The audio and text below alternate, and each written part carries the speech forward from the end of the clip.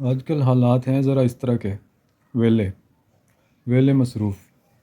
تو ہوتا اس طرح ہے کہ سارا دن موبائل ہاتھ میں پکڑ کے اسکرولنگ کرنی پڑتی ہے، اور اسکرولنگ کرتے کرتے ظاہر ہے پھر ٹائم بہت زیادہ ضائع ہوتا ہے.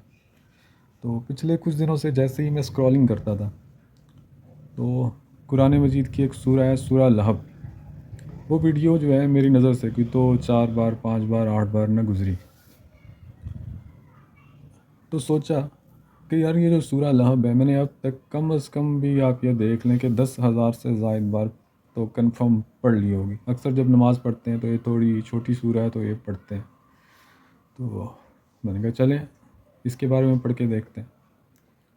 جب سورہ لہب اس کو تفصیل کے ساتھ پڑھا، اس کا بیک گراؤنڈ جانا، تفسیر اس کی پڑھی، تو مجھے لگا کہ وہ جو 10,000 بار پڑھا ہے اور یہ جو ایک بار پڑھی ہے، یہ ایک بار پڑھنا اس 10,000 بار پڑھنے کی نسبت جو ہے زیادہ فائدہ مند میرے لیے ثابت ہوا ہے.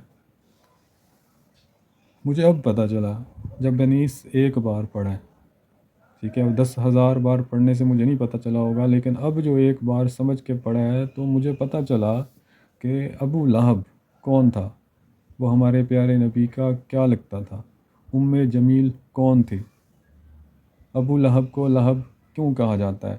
اور قرآن مجید میں اللہ تعالیٰ نے یہ صورت نازل کر کے آپ یہ دیکھیں کہ کنفرم کر دیا کہ ابو لہب اور اس کی بیوی جو ہیں وہ دوزخ کی آگ میں جلیں گے، اور اس کی جو بیوی ہوگی وہ ایندھن ڈھوئے گی.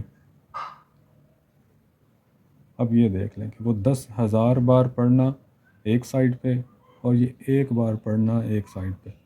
میں تو بہت پچھتا رہا ہوں، اور میرا مشورہ ہے کہ آپ بھی ایک بار پچھتا کے دیکھیں، آپ بھی ایک بار سمجھ کے پڑھ کے دیکھیں. جزاک اللہ.